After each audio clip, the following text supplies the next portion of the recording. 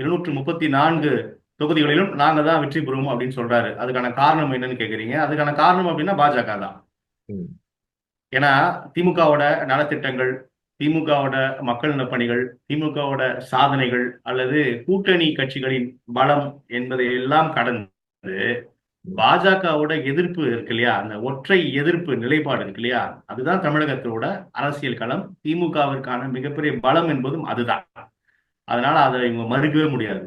எந்த அளவிற்கு பாஜக எதிர்ப்பு எதிர்ப்பு எதிர்ப்புன்னு சொல்லிட்டு இருக்காங்களோ அதுதான் திமுகவிற்கு மிகப்பெரிய ஒரு பலத்தை சேர்க்கிறது. அந்த நம்பிக்கையில் தான் திமுக இந்த நொடி வரை நகர்ந்து கொண்டிருக்கிறது என்பதுதான் நிதர்சனமான உண்மை பத்மநாபன். ஆனால் வரக்கூடிய 26 சட்டமன்ற தேர்தலில் இந்த பாஜக என்ற ஒற்றை எதிர்ப்பை வைத்து மட்டுமே எல்லா தொகுதிகளிலும் வெற்றி பெற்று விட முடியுமா என்பது மிகப்பெரிய ஒரு கேள்விதான்.